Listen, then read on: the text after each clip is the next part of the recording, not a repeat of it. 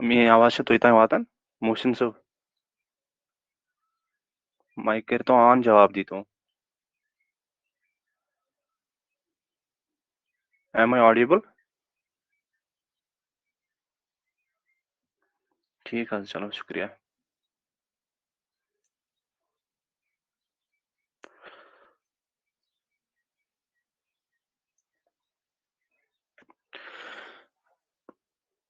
अच्छा सारे पाए अगर अम चीज कत करो कि लेटर्सन हज अगर कत करो अगर इंग्लिश लैंग्वेज हज कत करो इंग्लिश लैंग्वेज अत मन 26 लेटर्स या चाहे तो अल्फाबेट्स वन तो इसमें 26 है but as far as Arabic is concern there are 29 letters in Arabic including हमजा। तो out of these 29 letters, 28 are consonants and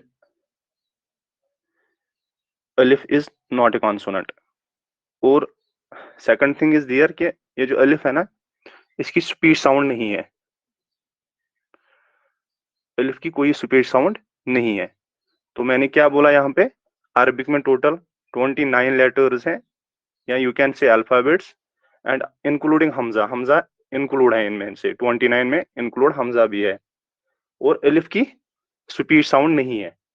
बाकी जो 28 रहे उनकी स्पीच साउंड है लेकिन अलिफ की स्पीच साउंड नहीं है और अलिफ कॉन्सोनेंट भी नहीं है। ये दो चीजें आप अलिफ के बारे में याद रखना है। अलिफ is neither a consonant and अलिफ is not having a speech sound. लेकिन जब हम प्रोनाउंस करते हैं ना आ when we say uh in Arabic at that time we are not pronouncing alif, at that time we are pronouncing hamza। ठीक है, hamza is just like this, it is like this, head of ain। तो अलिफ की जो function है ना in Arabic अलिफ is used for elongation purposes, वो मैं अभी आपको समझाऊंगा कि इलोंगेशन क्या होता है। तो अलिफ का काम है अरबिक में इसको हम जो भी इसमें बाकी लेटर्स हैं उनको इलोंगेट करने के लिए हम अलिफ का इस्तेमाल करते हैं।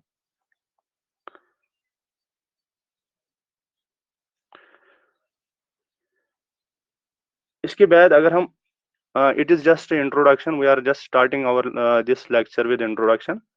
तो अभी आप खाली इन चीज़ों को याद रखिएगा जो मैं यहाँ पे बोल रहा हूँ। तो इसके बाद अगर हम पार्ट्स ऑफ स्पीच की अगर हम बात करेंगे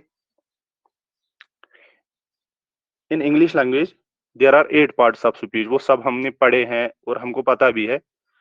अगर इंग्लिश लैंग्वेज की बात करेंगे तो इसमें 8 पार्ट्स ऑफ स्पीच है और उनमें से आता है noun, pronoun, verb, adjective, adverb, preposition, conjunction and interjection. But as far as Arabic is concerned, there are only 3 parts of speech in Arabic.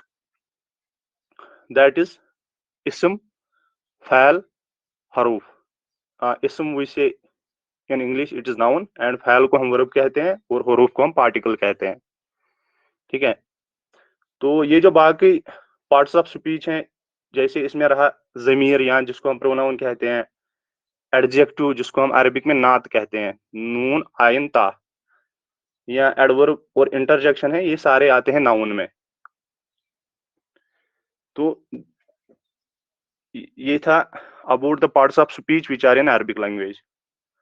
English language में 8 पार्ट्स ऑफ स्पीच है और Arabic में 3 पार्ट्स ऑफ स्पीच है।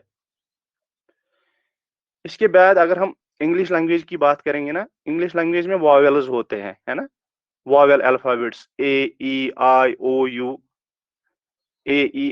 You these are 5। लेकिन Arabic में vowel alphabets या vowel letters नहीं होते हैं।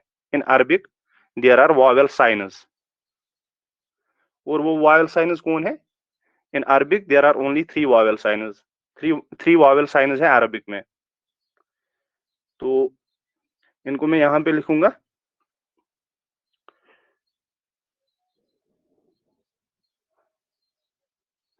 दिस वन, दिस वन और दिस वन। ये 3 vowel signs and there are only 3 vowel signs in Arabic. This is called fatha, this is called kasra, and this is called zamma.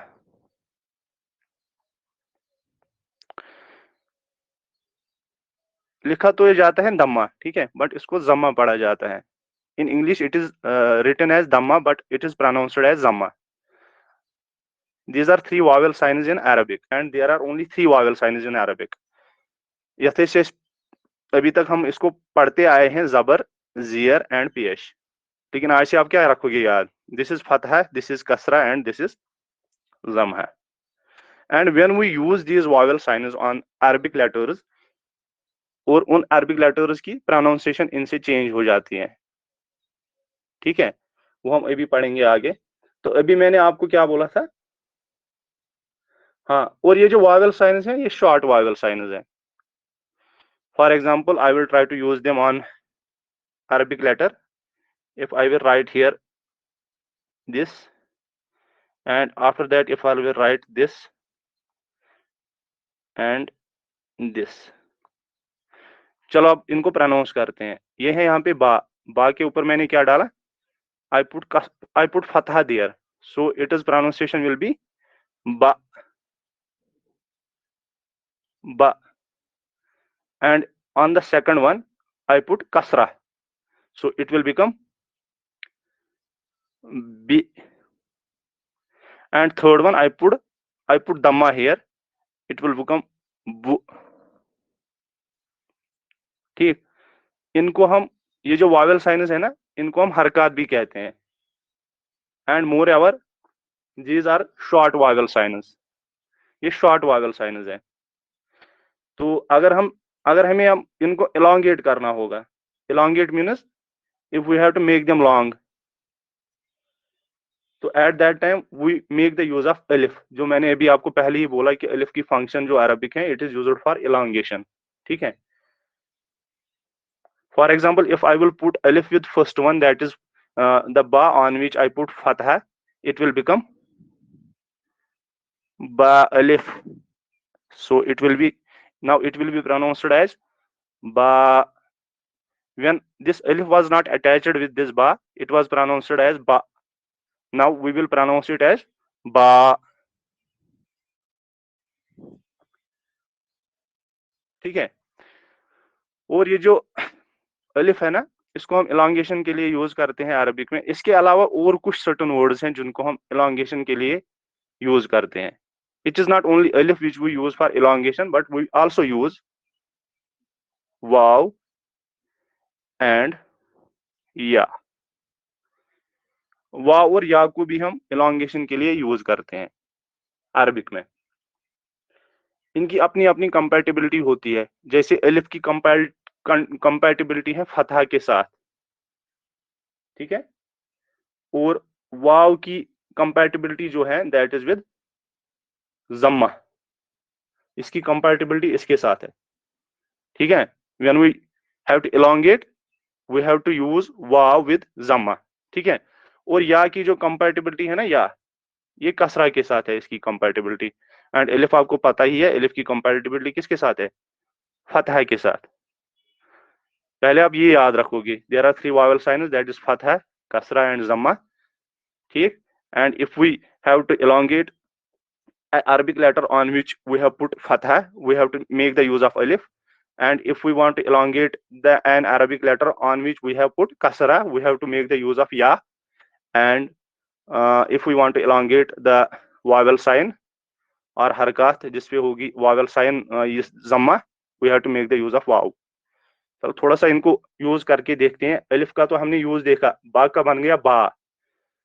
अब इसका देखेंगे, बा या जेर, ये बनेगा अब बी, राइट.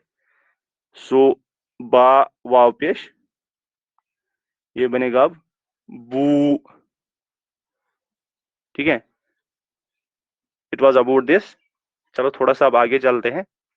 देखिए जो हमजा है ना अरबिक में, हमजा sometimes it is shown as it is, ठीक है ना. कभी इसको ऐसे ही दिखाते हैं,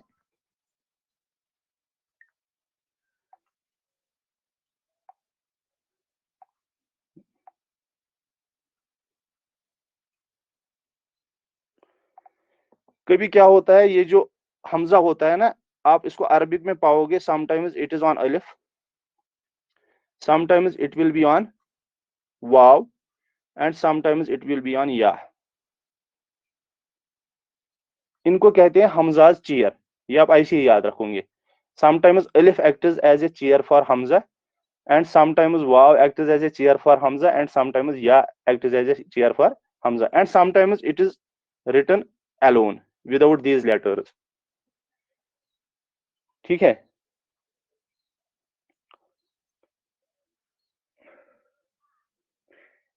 इसके अलावा अरबिक में एक और ये साइन है, but that is not a vowel sign, we can say that that is only a sign. ठीक, उसको हम कहते हैं सुकून। चलो we will move on the next page. उसको हम सुकून कहते हैं, ठीक है ना। अनदर वॉवेल साइन सुकून।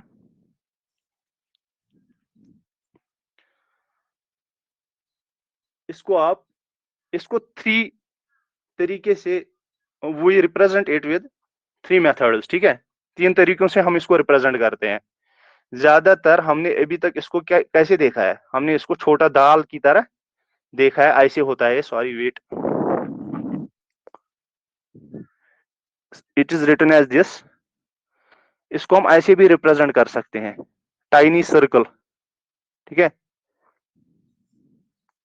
ऐसे। और इसको हम ऐसे भी रिप्रेजेंट कर सकते हैं अरबिक में।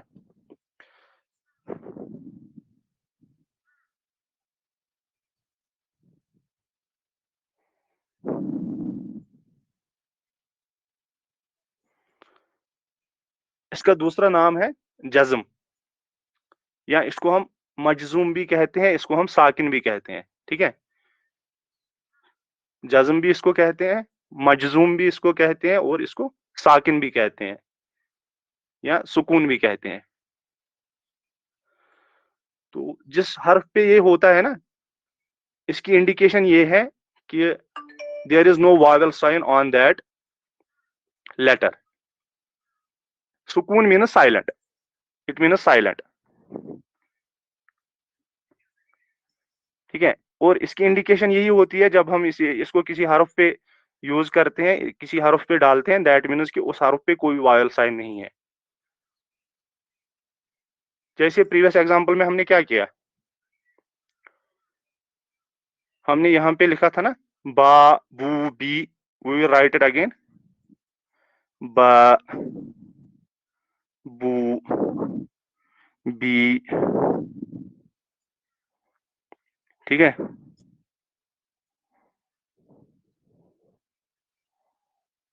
एक मिनट, बा बू बी। देखिए इस पे तो है अभी, जो बा है, देर इज फतह ऑन बा, and there is zamma and ba here on second one, and third one there is kasra on ba। लेकिन अब यहाँ पे हमें क्या देखना है, देखिए अलिफ पे तो हमने कोई हरकत का यूज ही नहीं किया है, वाव पे भी हमने किसी हरकत का यूज नहीं किया है, यानी किसी भी वावल साइन का हमने इन पे यूज नहीं किया है, और या पे भी हमने कोई वावल साइन यूज नहीं किया है। इसकी इंडिकेशन ही यही है कि इस पे सुकून है, ठीक है। इट इज लाइक दिस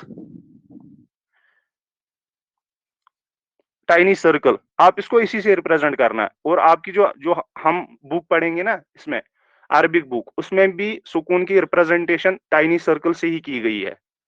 इसको आप अभी भूल जाना है, इस वाले को, छोटा दाल जो होता था, जो हमने अभी तक पढ़ा है बचपन से, इसको। और जब आप अरबिक में कोई ऐसा लेटर देखोगे जिसपे कोई वावल साइन नहीं होगी, कुछ भी नहीं होगा, दैट मीन्स कि उस पे सुकून है। जैसे प्रीवियस एग्जांपल हमने की थी, वहां पे हमने सुकून को रखा ही नहीं था अलिफ पे, वाव पे भी हमने सुकून रखा ही नहीं था, यहाँ पे भी हमने सुकून को रखा ही नहीं था। ये इटसेल्फ इंडिकेट करता है कि that word is silent, there is no हरकत on that word, and there is a सुकून ऑन दैट वर्ड, या जिसको हम साकिन भी कहते हैं, मजजूम भी कहते हैं, जज्म भी कहते हैं। These are another names of this vowel sign, ये आप याद रखिएगा। तो इट इज बा बू बी। अब थोड़े और एग्जांपल्स हम करेंगे। जैसे अगर मैं यहाँ पे लिखूंगा, अब यहाँ पे मैं लिखूंगा अब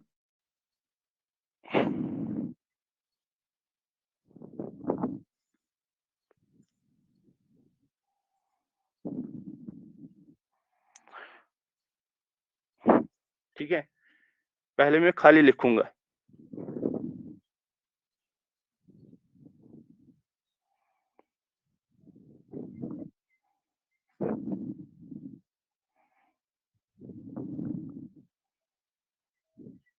How we will pronounce these words now? There is,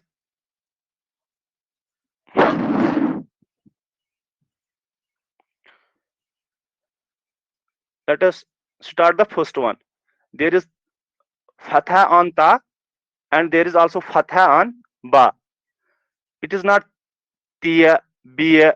It's not like that. That pronunciation is actually of Urdu. ठीक है, अरबी में इसको ता पढ़ते हैं और इसको बा पढ़ते हैं। ठीक है, तो अगर हम ता पे देयर इज ए फतहा ऑन ता एंड देयर इज ए फतहा ऑन बा। Now if we will pronounce them together, what we will say? तब्बा, तब्बा। We will pronounce it like that. Tabba. And here we will pronounce it tuba. Here we will pronounce it tiba. So यहाँ पे आपने देखा कि कैसे एक ये जो vowel signs हैं, how they change the pronunciation of Arabic letters. ठीक है, we used same letters here but we use different vowel signs on them. Tabba, tubba, tibba. Now if I will remove this fatha on ba and I will put sukun there, we will write it like this. Tab,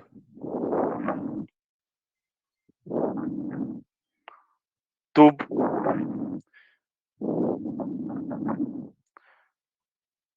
tib. Now it will be pronounced as tab, tub, tib. ठीक है, so it was about sukun and about the vowel signs which we use in Arabic. इसके बाद हम आते हैं noun पे। उतना ही clear शायर नहीं? प्लीज मुझे जवाब दो। Shall I need to repeat anything जो हमने अभी तक पढ़ा, इसमें मुझे कुछ रिपीट करना है? क्योंकि अब हमें नाउन्स का इंट्रोडक्शन यहाँ पे लेना है, अब अरबिक नाउन्स का। एटलीस्ट मैसेज में लिखो मुझे जवाब, या rise your hand.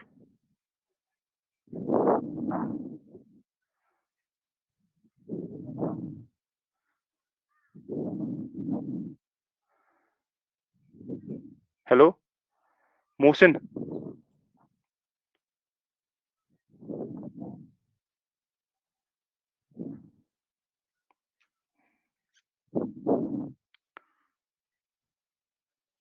Please repeat, I join late.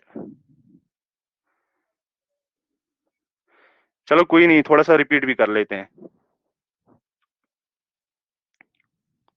देखिए हमने यहाँ पे पढ़ा अरबिक में कितने लेटर्स हैं टोटल। ठीक है, पहला हमने यही पढ़ा और मैंने यहाँ पे बताया there are 29 letters in Arabic. जैसे इंग्लिश में 26 अल्फाबेट्स हैं, वैसे अरबिक में 29 है। ठीक है, इंक्लूडिंग हमजा। इसके बाद हमने पढ़ा out of all those 29 letters 28 are consonants and एलिफ इज नॉट ए कॉन्सोनेंट, और एलिफ की कोई स्पीच साउंड नहीं होती है। आप इतना भी याद रखिएगा, फिर आगे आपको मैं एक्सप्लेन करूंगा how there is no speech sound for एलिफ। थोड़ा सा रिपीट करेंगे बस। चलो थैंक यू अगर आपने सारा समझा। तो there is no speech sound for एलिफ, और अलिफ व्हेन वी प्रोनाउंस आ, जब हम अरबिक में आ कहते हैं, at that time we are not pronouncing अलिफ, वी आर प्रोनाउंसिंग हमजा, राइट। सो अलिफ की जो फंक्शन है अरबिक में, it is used for elongation purposes. तो इसको इलांगेट करने के लिए हम अलिफ का इस्तेमाल करते हैं। और as far as the parts of speech is concerned in English, there are 8 parts of speech, that is noun, pronoun, verb, adjective, adverb, preposition, conjunction and interjection. लेकिन अरबिक में खाली 3 पार्ट्स ऑफ स्पीच है, इसम, फैल और हरूफ। और इसम को हम नाउन कहते हैं, फैल is called verb in English and हरूफ इज कॉल्ड पार्टिकल। और बाकी जो पार्ट्स ऑफ स्पीच हैं वो अरबिक में नाउन के अंडर ही आते हैं, जैसे ज़मीर हुआ या प्रोनाउन, एडजेक्टिव जिसको हम नात कहते हैं, नून आइन ता, उसको हम एडजेक्टिव को नात कहते हैं किसमें, अरबिक में। तो इसके अलावा है एडवर्ब और इंटरजेक्शन। और इसके बाद हमने पढ़ा था वावेल साइंस के बारे में। ये जो वावेल साइंस है, जैसे अगर हम इंग्लिश की बात करेंगे, there are alphabets, vowel alphabets, लेकिन अरबिक में वावेल अल्फाबेट्स नहीं है, अरबिक में वावेल साइंस होते हैं। उसमें हमने 3 वावेल साइंस पढ़े, फतहा, कसरा एंड दम्मा। यानी जिसको हम फतहा को अभी तक क्या पढ़ते आए हैं, जबर, कसरा को हम अभी तक क्या पढ़ते आए हैं, जेर, और दम्हा को इट इज रिटन एज दम्हा but it is pronounced as जम्मा। इट इज रिटन एज दम्मा but it is pronounced as जम्मा, जिसको हम अभी तक पेश पढ़ते आए हैं, जबर, जेर और पेश। ये भी इनके नाम हैं, लेकिन अरबिक में आप ऐसे ही आप याद रखोगे, because now we are studying Arabic, so we shall remember em them like this, फतहा, कसरा एंड दमा। उसके बाद मैंने आपको दिखाया कि हम इन वावेल साइंस को कैसे अरबिक अरबिक लेटर्स पे हम इनको कैसे इस्तेमाल करते हैं। बा के ऊपर अगर हम फतहा डालेंगे, it will be pronounced as बा, and if we will put kasra on ba, it will be pronounced as b, and if we will put zamma and ba, it will be pronounced as bu। तो इसके बाद मैंने आपको दिखाया कि हम अलिफ को कैसे इलांगेशन पर्पज के लिए इस्तेमाल करते हैं। Suppose if we will attach अलिफ विद बा फतहा, इट विल बिकम बा। इफ वी विल अटैच अलिफ विद बा कसरा, it will become no, no sorry sorry. इसके बाद मैंने आपको बताया अलिफ को हम इलांगेशन पर्पज के लिए यूज करते हैं, लेकिन खाली अलिफ को हम इलांगेशन पर्पज के लिए हम यूज नहीं करते, इसके अलावा हम वाव और या को भी इलांगेशन पर्पज के लिए यूज करते हैं, और इनकी अपनी अपनी कंपेटेबिलिटी है। अलिफ is compatible with Fataha and wow is compatible with जम्मा एंड या इज कंपेटेबल विद कसरा। जैसे हम बा फतहा के साथ लगाएंगे अलिफ, तो ये बन जाएगा बा, अब ये बा नहीं पढ़ा जाएगा। इसी तरीके से अगर हम बा के ऊपर अगर जमा है, उसके साथ हमें कंपेटेबिलिटी किसकी है, वाव की, तो ये बन जाएगा बू। इसी तरह बी, बा बा कसरा के साथ कंपेटेबिलिटी है या से, ठीक है, इसकी कंपेटेबिलिटी या से है, ये बन जाएगा बी। ठीक है, तो इलांगेशन पर्पज के लिए हम ज्यादातर अलिफ का इस्तेमाल करते हैं, लेकिन अलिफ के अलावा हम वाव और या का भी इस्तेमाल करते हैं। आप ऐसे भी याद रख सकते हो, जिस भी अरबिक लेटर पे फतहा होगी उसको इलांगेट करने के लिए हम अलिफ का यूज करते हैं, और जिस भी अरबिक लेटर के साथ कसरा होगी यानी कि जेर होगी, उसको इलांगेट करने के लिए हम या का यूज करते हैं। और जिस भी अरबिक लेटर के ऊपर जमा होगा यानी कि पेश, उसको इलांगेट करने के लिए हम वाव का यूज करते हैं। ठीक है, उसके बाद मैंने आपको बताया there is another sign in Arabic language. ठीक, और वो sign, that is only the sign, never say that is a vowel sign, and that sign is जज्म, जिसको हम मजूम भी कहते हैं, साकिन भी कहते हैं, ठीक है, और सुकून भी कहते हैं। और उसको हम अरबिक में 3 तरीके से रिप्रेजेंट करते हैं, छोटा दाल, ठीक, ऐसे छोटा दाल जो मैंने यहाँ पे दिखाया आपको, ये वाला,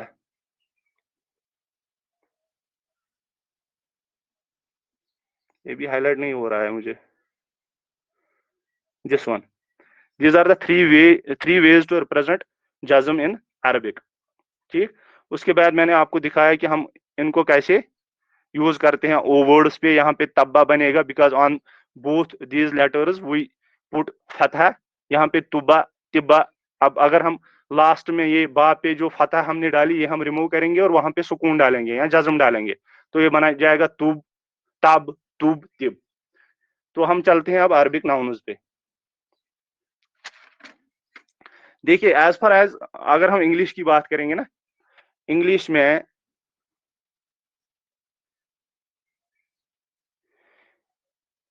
में नाउन आइदर डेफिनिट होता है या इनडेफिनिट होता है। नाउन इंग्लिश मज यहाँ डेफिनिट नत इनडेफिनिट। ठीक, यहाँ डेफिनिट नाउन को हम प्रॉपर नाउन भी कहते हैं, और इनडेफिनिट नाउन को हम क्या कहते हैं, कॉमन नाउन भी कहते हैं। ठीक है, इनको यहाँ पे लिखेंगे भी, इंग्लिश में क्या है, डेफिनिट, और दूसरा है indefinite. A noun can be either definite or indefinite in English। Definite को हम कहते हैं प्रॉपर नाउन भी, इनडेफिनेट नाउन को हम कहते हैं कॉमन नाउन भी।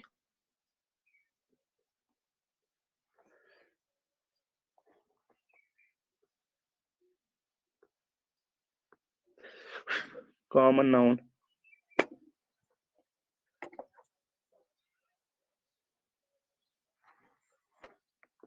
1 second, I need to change my this stylus.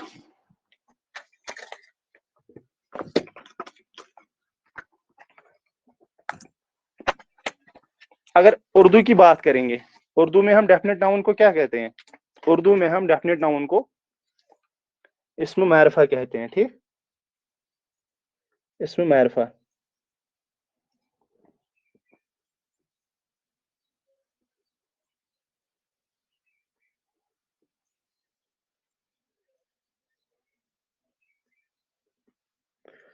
मेरा स्टाइलस काम नहीं कर रहा है, इट्स नॉट वर्किंग।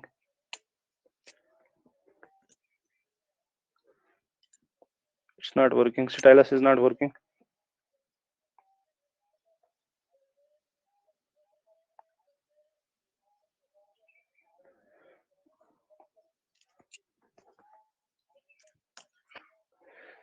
चलो अब इसी याद रखो आप। डेफिनेट नाउन को हम कहते हैं इसमें मारिफा और इनडेफिनेट नाउन को कहते हैं हम इसमें नकरा, ठीक है? तो डेफिनेट नाउन को रिप्रेजेंट करने के लिए हम क्या करते हैं? We make the use of the. And indefinite noun को रिप्रेजेंट करने के लिए हम क्या करते हैं? We make the use of a और एन।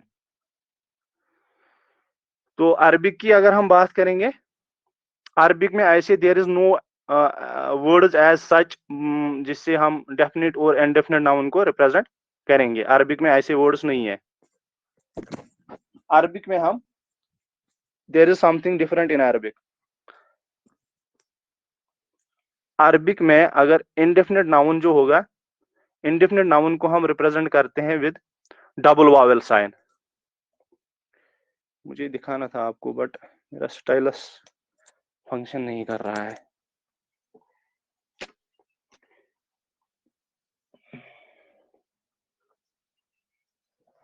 सॉरी।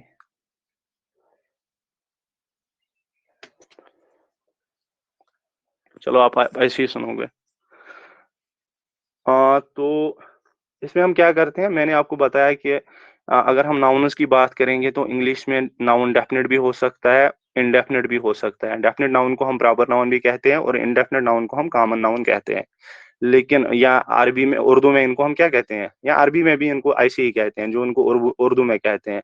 अरबी में डेफिनेट नाउन को इस्म मारिफा कहते हैं और इस्म नकरा इसमें इनडेफिनेट नाउन को कहते हैं। तो as far as Arabic is concerned, in Arabic, to represent the indefinite noun, we make the use of double vowel sign. इसमें हम डबल वावेल साइन का यूज करते हैं। जैसे इसमें होगा इनडेफिनेट नाउन में डबल वावेल साइन किसको कहते हैं? वावेल साइनस 3 है, इनको हम डबल में अब यूज करेंगे, ठीक है? तो that will be used to represent indefinite nouns. और डेफिनेट नाउन्स को यूज करने के लिए हम अलिफ लाम का यूज करते हैं at the beginning of this Arabic noun. We make the use of alif lam, ठीक है? अगर आपके पास बुक होगी, एक मिनट आप बुक खोलिएगा।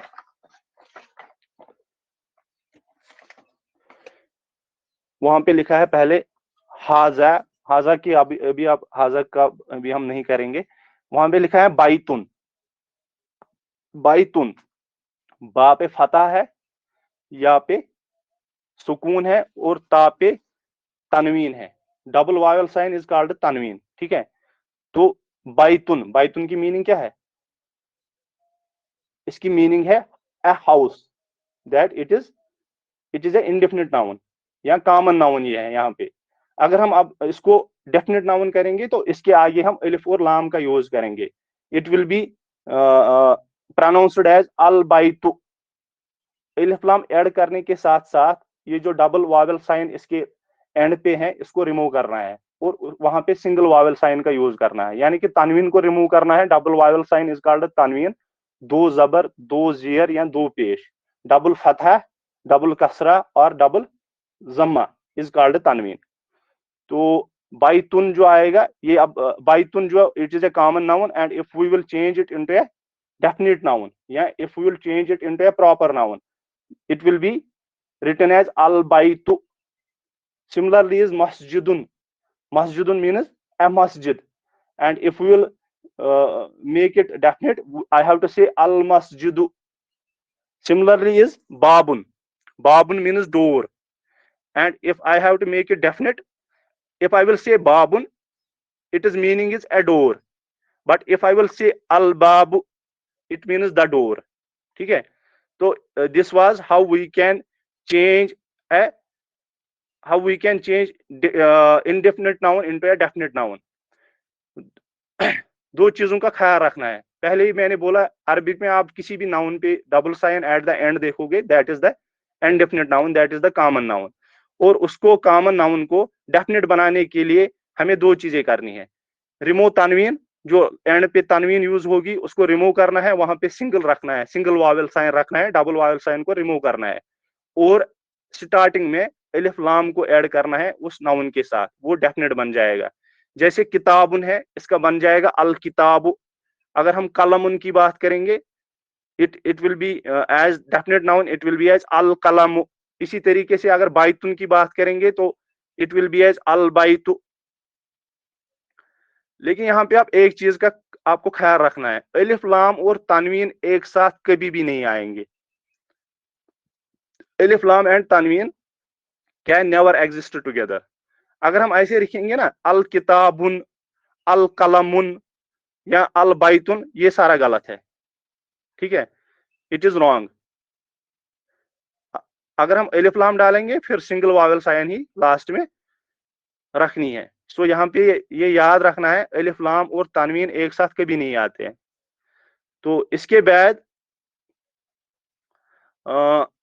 इसमें कुछ एक्सेप्शंस हैं. जो नाउन्स खुद डेफिनेट है ना, जो सपोज किसी का नाम है मोहम्मदुन, अलीयुन, हामिदुन, ये जो सारा है ना, इन पे लास्ट में डबल वावेल साइन है. मोहम्मदुन डबल जमा, अलीयुन डबल जमा, हामिदुन डबल जमा. या आप इन पे आप ऐसे भी कह सकते हो, इन पे लास्ट पे तनवीन है. लेकिन तनवीन होने के बावजूद भी ये डेफिनेट ही रहेंगे, क्योंकि they are proper nouns, they are the particular nouns.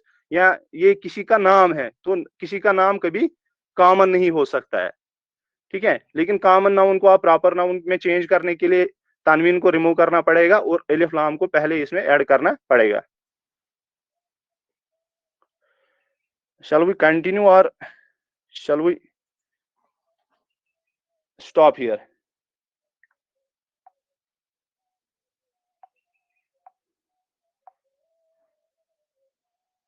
Shabina जी, आप मुझे बता दीजिएगा, हमें कंटिन्यू करना चाहिए क्या हमें स्टॉप करना चाहिए यहाँ पे?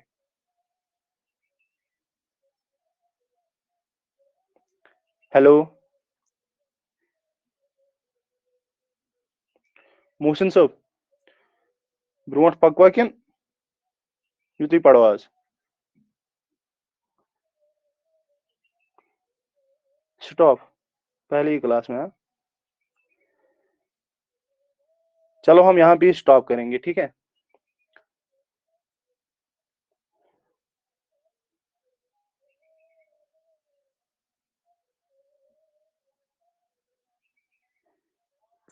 शमीमो मैम, आपका क्या कहना है, और पढ़ेंगे या बस इतना ही पढ़ेंगे आज? Sorry शीमा ma'am, sorry sorry sorry.